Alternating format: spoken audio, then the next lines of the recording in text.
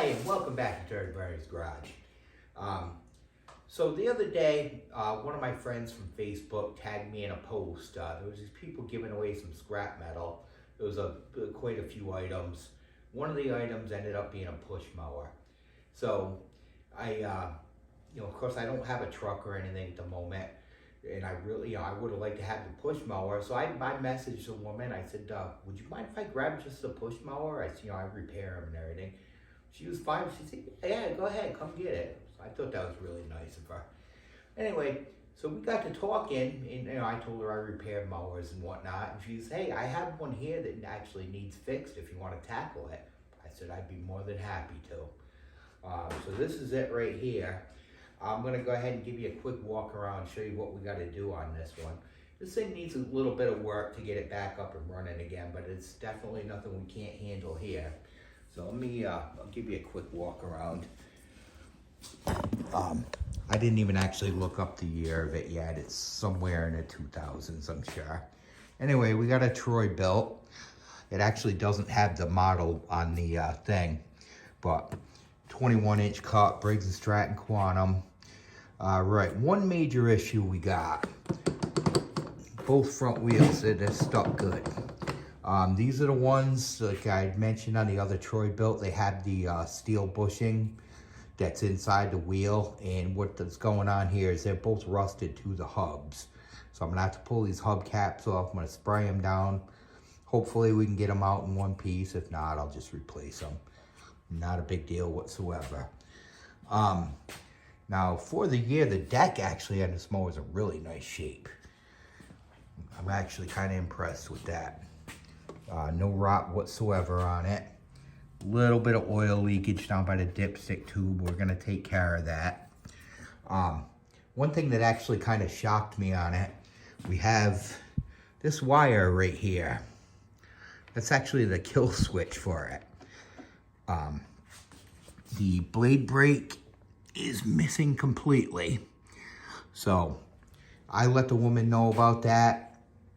I have the blade brake assembly, and I also have a good handle for the top. But I asked the woman, I said, if you want to go ahead and buy the cable, I'm going to supply the rest of the parts, and we'll get this thing working right again. She was more than happy with that. Another area of concern right here. This mower was a mulch mower at one point. Somebody took the mulch plate off, which everybody knows how I feel about that anyway, so I don't have an issue with that. But you never want to have this blade exposed like that. That's just a recipe for disaster. So what we're going to do on this one, I'm going to pop this bracket off of here. I actually dug through the pile. I found a sheet that's going to actually fit on there. Once it's sitting on there the right way, it's going to cover that up so it'll shoot grass like a regular mower. We'll go ahead and grease up the back wheels, oil change, sharpen a blade and all that. Air filter is just trashed. She's buying a brand new one of them. This one's got the auto choke carburetor, which is plugged right now. But I did, I sprayed it and the mower started right up. Engine sounds excellent. So up in the next thing, what we're gonna be doing, we're gonna have to pop the whole top of this engine off to get that blade brake anyway. We're gonna pull the carburetor, give that a good cleaning, get this deck cleaned up and everything, and we're gonna have this one back on the road here pretty quick. So stay tuned and we'll be going from there with it. All right, so we got a little update for you. Luckily, both front wheels came off without an issue. I ended up having to, I sprayed them down last night, wiggled them a little bit, let them sit overnight, and they both did come off. But let's just give you a show of what the hubs normally look like on this. Like I said, we got a steel shim on the wheel, so they rust up and everything. Back ones aren't much better. We'll be cleaning them up. On the other side, I actually cleaned both hubs up. Get that one back there. I have a little wire brush. It goes on the drill. I put it through the shim on the wheel. Clean that up. Where I had a little grease of these things. Should be rolling good as new. Now, as far as the engine, actually this mower ends up being a 2010. So it's actually in pretty good shape for its age, to be honest with you. But I did pull the muffler. These Quantums are known for oil leaks on a valve cover, and this one is in fact doing it.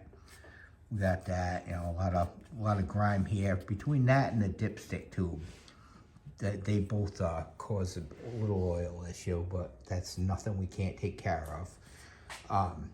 As far as the engine itself, not bad at all. I mean, you can see we got a bunch of leaves and grime and everything in here. We're gonna be cleaning that up next.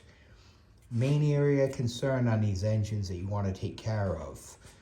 You have right here, this is a little metal plate. This actually wraps around down under the engine. And you can see you got your fins here.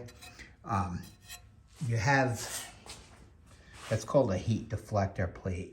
And it's impossible to see in here, but it's plugged up solid in there.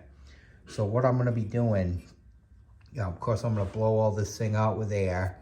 You run a wire down the fins and, you know, get it to go underneath. You get the heavier stuff out of there.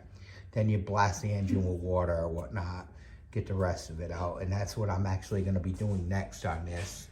I wanna get this thing cleaned up in order to reseal this valve cover. So up next, I'm gonna go ahead and clean those other two hubs up, clean the wheels up, and I'm gonna take it out here give it a good bath. So we'll be back shortly. All right, so we got the block all cleaned up and all that. I so badly wanna paint this engine. I'm on a time crunch, so I can't, but hopefully I'll get the chance later. Anyway, the valve cover, I got it cleaned up and back on there. Everything, we're all sealed up. We're gonna go ahead and do the muffler and all that next, and then go on to the carburetor. All right, so let's go ahead and get started on this carburetor.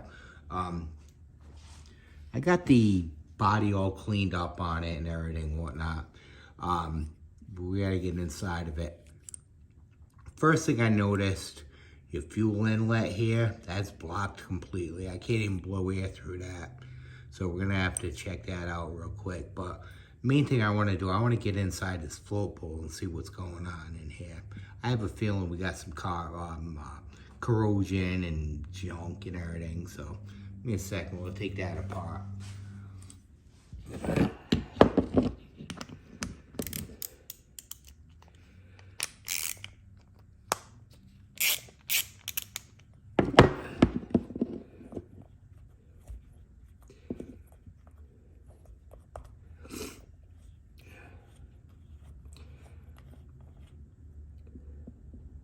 Okay. Yeah, it don't look too good already. That's the start of it.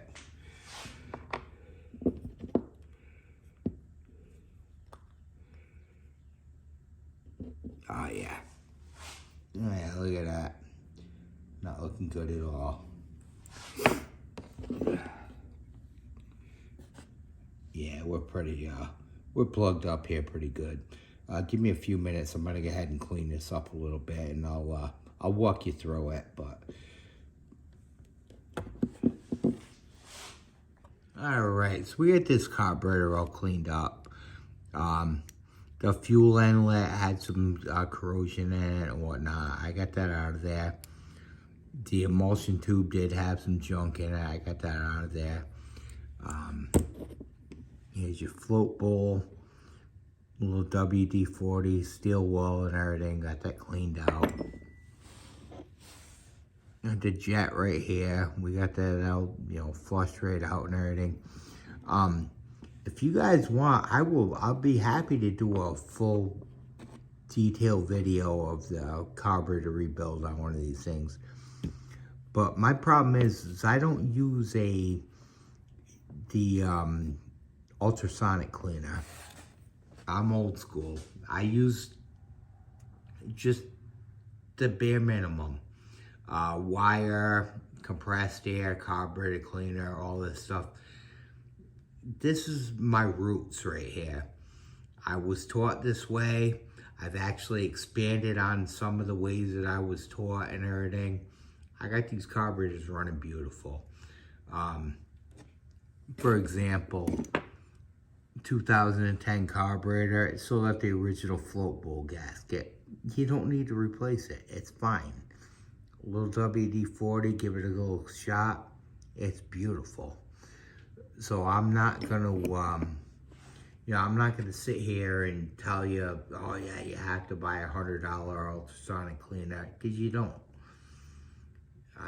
And I understand some people think it's easier, and that's fine. I mean, there's no problem whatsoever with that. I do carburetors my way, and that's just the way I do them. But anyway, I'm gonna go ahead and throw this carburetor back together, and I'm gonna put it back in a mower, and I'm gonna go from there with it, and we'll see you in a few minutes. All right, so we're making some headway here on this one. Got everything pretty much all back together. Coils all cleaned up, regapped and everything. We have a working flywheel brake on there. Custom cable came in that they ordered, so we got it where it's all set. It's gonna actually work the way it should. Got my carburetor back on. For those of you that have never seen one of these automatic chokes, I want to explain it to you real quick. So you're gonna notice your choke plate there is shut at the moment. That's when you first start it. There's no air gonna be pulling into the carburetor. So it's actually gonna pull up through the jet and give you, so the thing will fire up. Now, this, I don't know the exact name. I'm gonna call it an air vane because it's kind of like the old air vane governor. What goes on, like I said, when you start it, the choke's gonna be shut. If you notice, you have a little flap right here. What that's gonna do is that's gonna catch the wind from the flywheel, and it's gonna push, the air is gonna push it open, which in turn is gonna start opening your choke. Now, over here, attached to the muffler, you see this metal piece. It's actually a thermostat. And what it does is the heat from the engine actually makes it open. So as the engine heats up, this is gonna keep moving like such. And all of a sudden it's gonna be over that far. And you have your choke fully open. Kind of a simple but good setup. One thing I really wanted to point out, because I've seen even videos where people are doing this wrong. Notice on your thermostat, you got a little hole there. You could actually take this plastic piece and thread it through that hole, and it makes it look like it actually belongs there, but it does not. It always stays on the outside like that. This thing has to move free with the air for the flywheel, or it won't open the choke at all when you first start it, and the mower won't run right. So, this is the old tech tip for the day. What I got next, I'm just gonna go ahead and we're gonna blast the pull cover and everything back on it. I gotta change the oil, sharpen the blade, and we'll see you later today in the driveway with this, and we're gonna hear this thing fire off today. Oh, by the way, we got the wheels all spinning like $1,000,000 too. Everything's all been greased. So, we'll see you shortly. All right, so we're 2010 Troy Bilt's got kind of a happy ending to it. I mean, it's showing its age and whatnot, but it's certainly not the worst looking mower on the block. We got it all cleaned up. As I mentioned, I did put a chute on the side of it, so we got that out of the way. Got everything all cleaned up. One thing I wanted to show you real quick, the mower that started this whole thing off. Here's the scrap one that the people gave me. Well, we're missing one wheel and the other three are in very poor shape, but this is a good flipper right here. I can clean this mower up and I'll probably get a few bucks out of it. Give it some TLC. Anyway, hopefully you guys want to hear this. Let's go ahead and fire this thing off for the first time. I think she's going to start. I think she's going to sound beautiful, so let's hear it.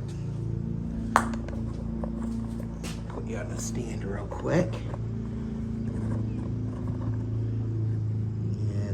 There we go.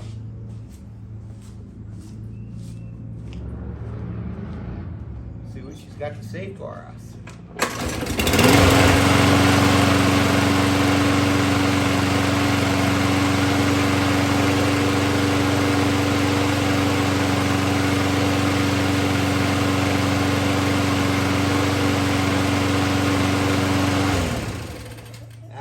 ready. Like I mentioned, other than I would have loved to paint the engine if the weather was like it was today. I would have done it, but I couldn't do it. So I'm not going to dwell on it. We're going to give these people a beautiful running mower. Anyway, I thank you for watching this video. Thank you for all the support and everything. And just give me some time, and we're going to start on another one. For right now, we're going to bring this one home and let them mow the lawn with it. Have a wonderful day.